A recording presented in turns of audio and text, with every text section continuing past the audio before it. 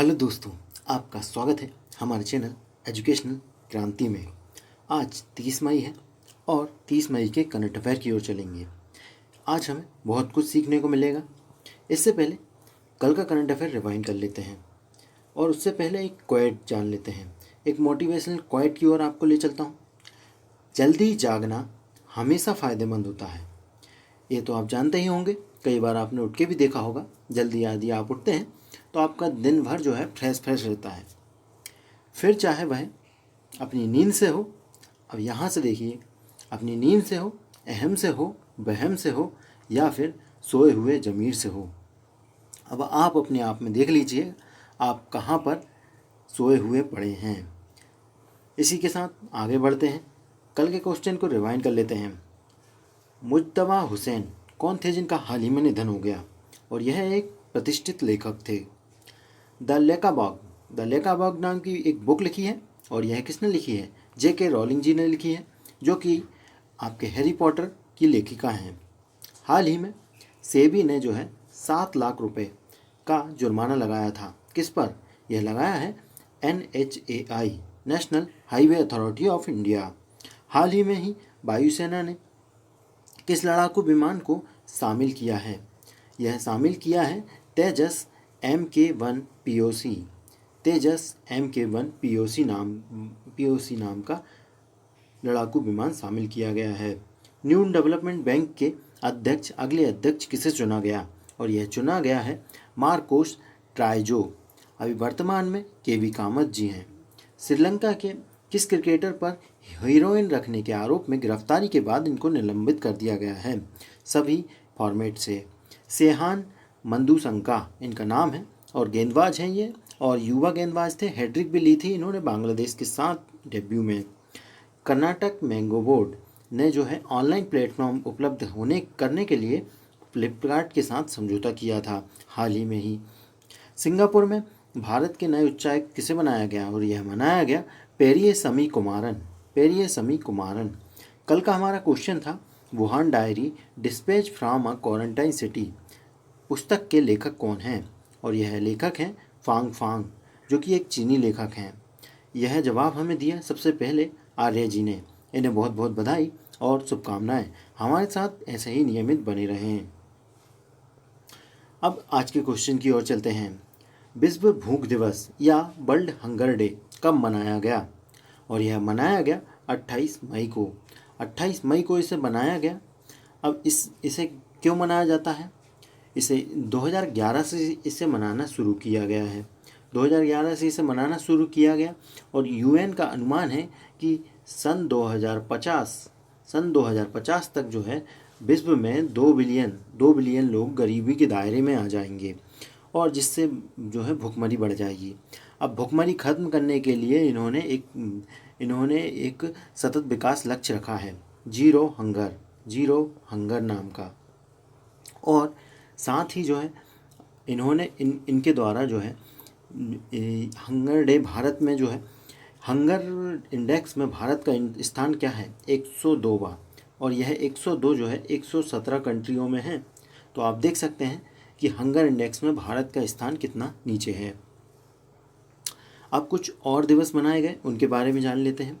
29 मई को यह 2 दिवस मनाए गए, इनके बारे में जान लेते हैं।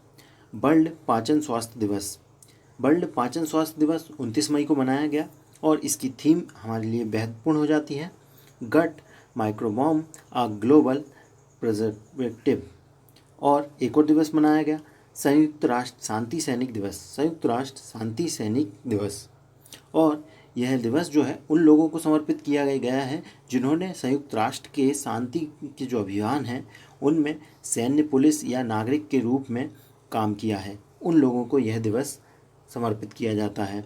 इस दिवस की भी एक थीम रखी गई है, women in peace keeping a की टू पीस। अब चलते हैं अगले क्वेश्चन की ओर। इससे पहले आपको 2 दिवस और बता देते हैं। 24 मई को कौन सा दिवस मनाया गया? 24 मई को मनाया गया राष्ट्रमंडल दिवस और 25 मई को मनाया गया विश्व थायराइड दिवस। अब चलते हैं अगले क्वेश्चन की ओर। केरल की पहली महिला DGP का फुल फॉर्म यदि आप नहीं जानते हैं तो हम बता देते हैं, डीजीपी का फुल फॉर्म होता है डायरेक्टर जनरल ऑफ पुलिस, जिसको हिंदी में पुलिस महानिदेशक कहा जाता है। और पहली बनाई गई है तो महत्वपूर्ण हो जाती है, और यह बनाई गई आर श्रीलेखा जी को पुलिस महानिदेशक बनाया गया केरल में। केरल सरकार में जो है यह फायर एंड रेस्क्यू सर्विसों में डीजीपी के पद पर रहेंगी। और यही जो है पहले भी केरल की पहली महिला आईपीएस भी बनने का इनके पास रिकॉर्ड है। और अब आईपीएस की बात हुई है तो भारत की पहली महिला आईपीएस कौन थी, और यह थी किरण बेदी जी थी। और आपको बता दें, जो आपको विश्वास मेहता जी दिख रहे हैं, ये विश्वास मेहता जी को जो है अतिरिक्त मुख्य सचिव बनाया गया है टॉम जोन्स की जगह पर, जो कि सेवानिवृत्त हो रहे हैं।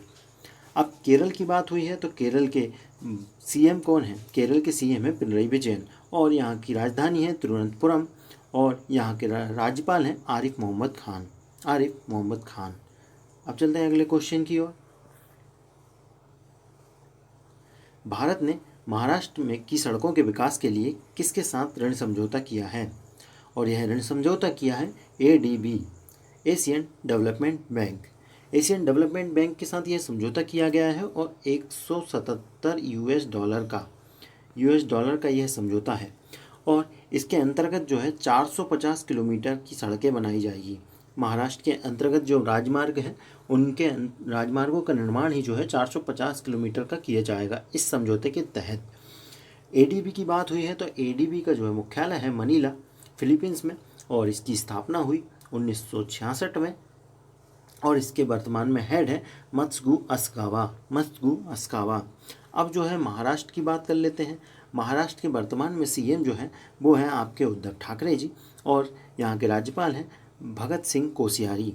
और उद्धव ठाकरे जी ने जो गठबंधन बनाया है उसका नाम रखा है अविकास अघाड़ी। अब चलते हैं अगले क्वेश्चन की ओर। विप्रो के नए सीईओ किसे बनाया गया? तो विप्रो के नए सीईओ बनाया गया है थियरी डेलापोर्ट जी को बनाया गया।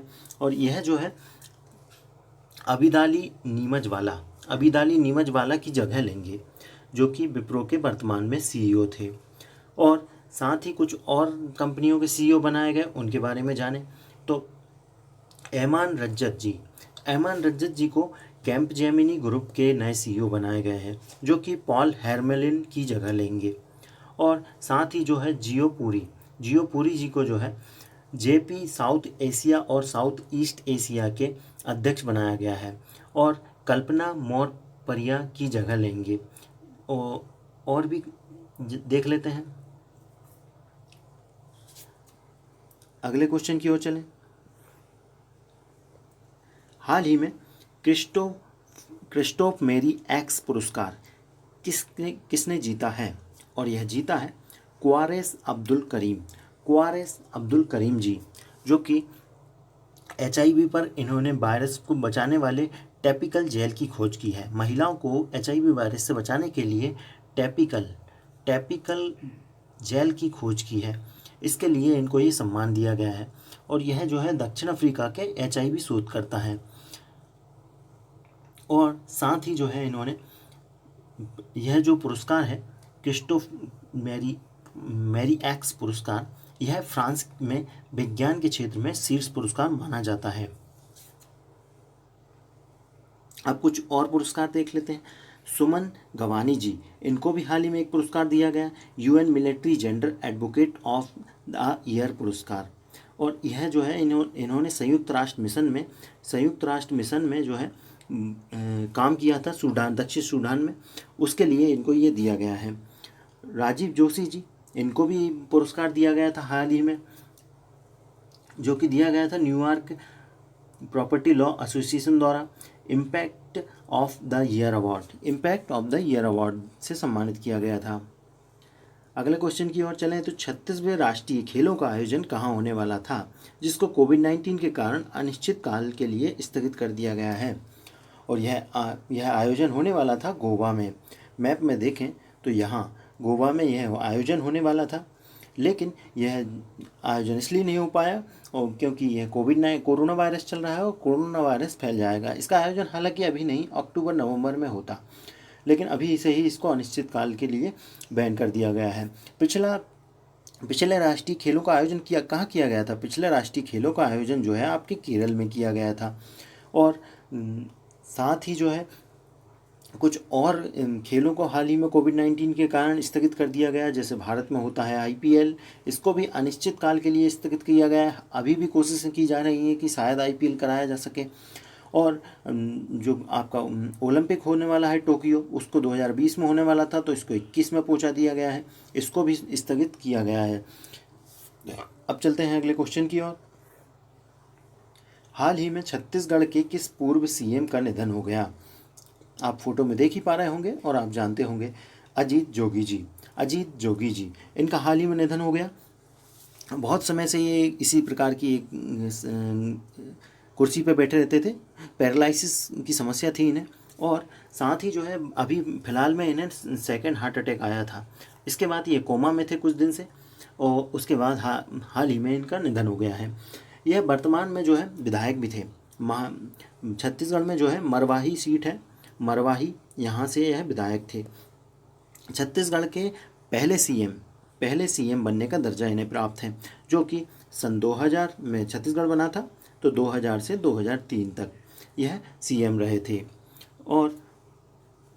और इन्हें और भी नज़र डालें तो डॉक्टर रमन सिंह जो है, भूपेश बघेल जी जो वर्तमान में CM हैं, इनसे पहले CM थे और BJP से आते हैं। भूपेश बघेल जी कांग्रेस से आते हैं।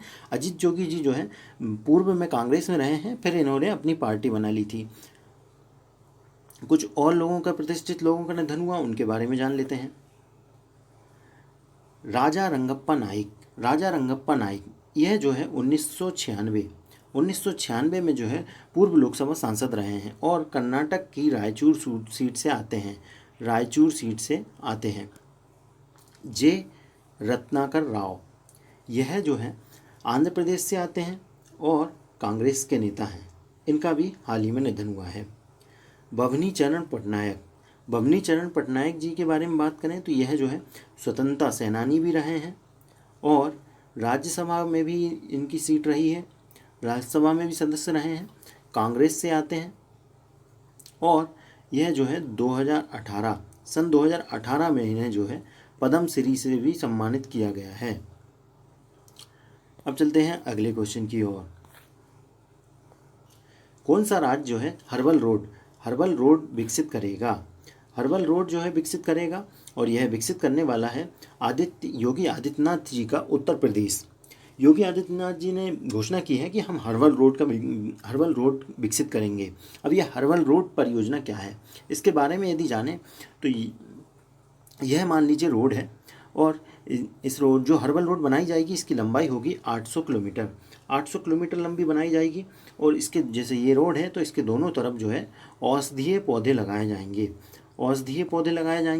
और इन औषधीय पौधों में भी कौन कौन से होंगे? पीपल होगा, नीम होगा, सहजन होगा, ब्राह्मी होगी, अश्वगंधा होगी, और इसी प्रकार के औषधीय पौधे होंगे। जिससे लाभ क्या होगा? इससे लाभ यह होगा कि इन पौधों से जो है दवाइयाँ बनाई जाती हैं, तो ये दवाइयों के लिए जो कच्चा माल है वो उपलब्ध हो जाएगा रोडों के किनारे औषधीय पेड़ लगाने से। इस प्रकार से ये हर्बल रोड परियोजना इन्होंने लेके आए हैं। अब चलते हैं आगे और अन्य जानकारियों को जान लेते हैं। अन्य महत्वपूर्ण जानकारी को जानें, यह आपके लिए महत्वपूर्ण हो सकती है, सामान्य जीवन में महत्वपूर्ण हो, शायद एग्जाम पॉइंट ऑफ व्यू से उतनी महत्वपूर्ण ना हो।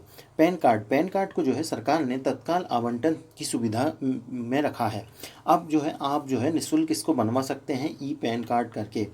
यदि आपका जो है आधार कार्ड है, आपके पास सिर्फ आधार कार्ड होना चाहिए, और यह आधार कार्ड जो है आपके मोबाइल से जो है लिंक होना चाहिए। यदि आपके मोबाइल से यह लिंक है तो आप आसानी से जो है पैन कार्ड का आवेदन देकर पैन कार्ड निःशुल्क प्राप्त कर सकते हैं। और एक और जानकारी की ओर ले चलूँ तो आपको FIFA WHO world health organisation और यूरोपीय यूनियन ने मिलकर जो है एक अभियान चलाया है, #सेफ होम अभियान चलाया है। और इसके अंतर्गत जो है कोविड-19 के कारण जो है महिलाओं अपराध बढ़ रहे थे, महिला के साथ यौन अपराध बढ़ रहे थे, उसको देखते हुए इसे चलाया गया है। इसके लिए जो है जागरूकता फैलाई जा रही है। आज का करंट अफेयर आपको कैसा लगा? इससे पहले हम आपको क्वेश्चन दे देते हैं। आज का प्रश्न ये है, 2019 में हंगर इंडेक्स में भारत का स्थान क्या रहा? यदि आपने वीडियो देखा है तो आप हमें कमेंट करके जवाब ज़रूर दें। और आपको जो है कोई हमारे क्विज से रिवीजन करना है तो आपको जो है क्विज हमें कमेंट बॉक्स में जो है पिन कर दिया जाएगा। इस क्विज को आप अटेम्प्ट कीजिएगा, इससे शायद आपकी और अपनी तैयारियों मजबूत होगी और आपका रिवीजन भी होगा। और हमारे चैनल को